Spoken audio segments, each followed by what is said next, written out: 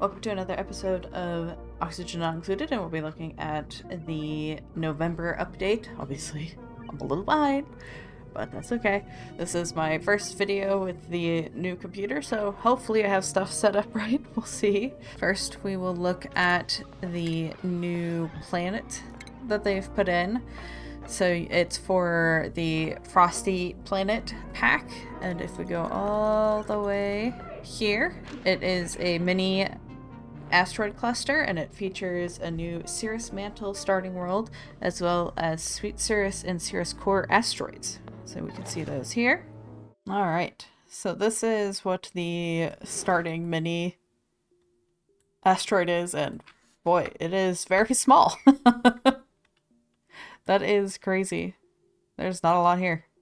They've added some new buildings to all of the versions of the game.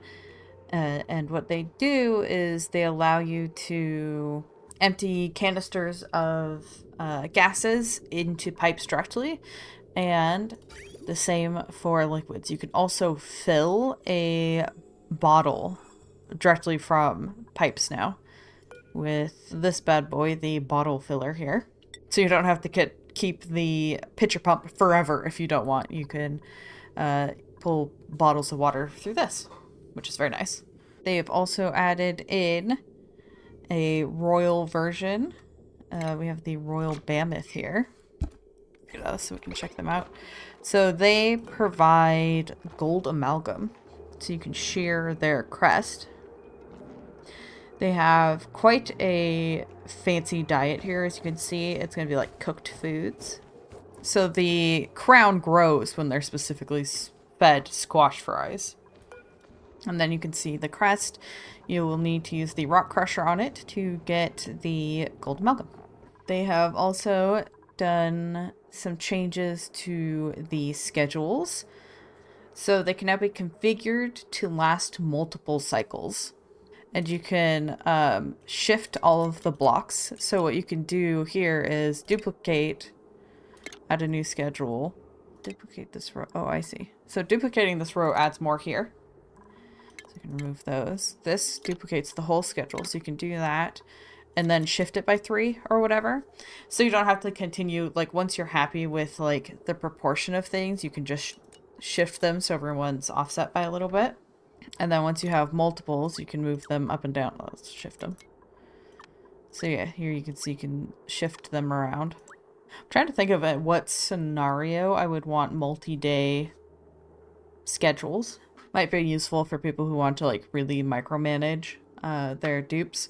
I'm usually pretty happy with just setting up a schedule and letting it go. They've also added the morale bonus from recreation schedule. Now accumulates and diminishes gradually as the duplicants experience their schedules. So it's probably better to like maybe space it out or something if you're having a lot of trouble with it, so you continue to like refresh it. Oh, they've changed the room. Let's check it out. They've changed the power plant. So for it to be considered a power plant room, it used to require the power control station, but now that is not the case. Any 2 eligible power buildings is sufficient, so long as at least one of them is a heavy-duty generator. There's a lot of stuff having to do with the microchips involved with refining your power situations. They've added an indicating animation for heavy-duty generators when they are boosted by a power plant. Microchip production time has been increased, while the generator microchip application time is reduced. The pip and the hatch have had their livable ranges adjusted. So let's take a look what it is now.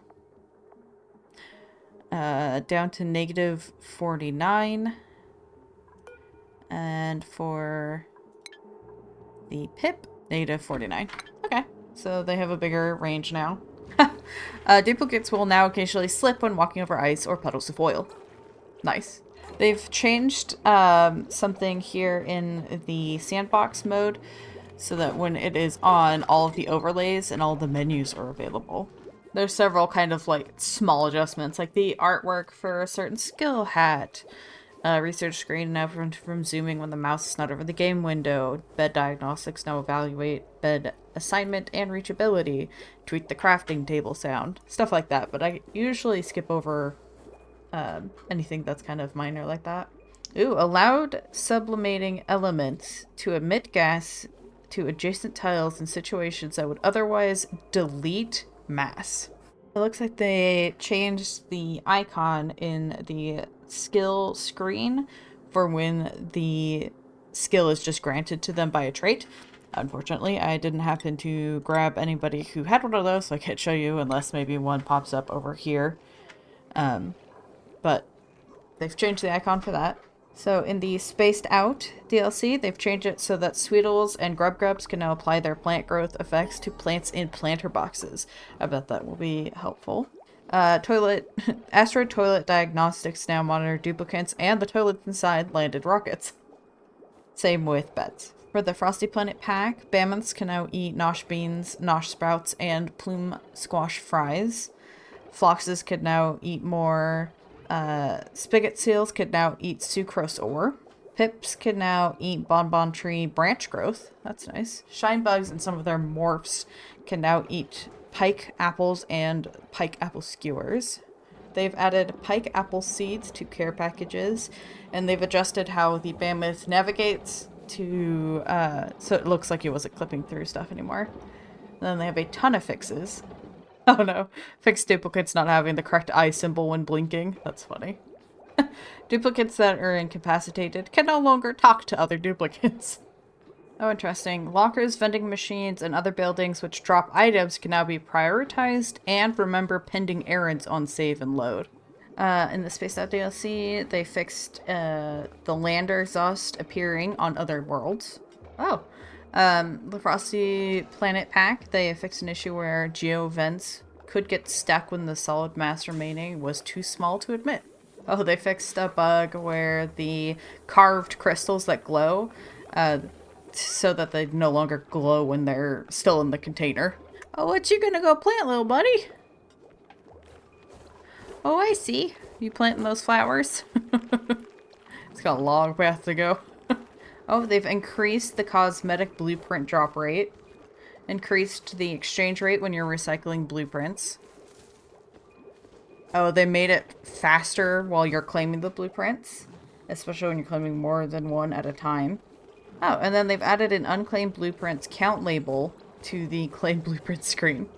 They've done a lot with performance, especially related to like navigation and picking, prioritizing errands.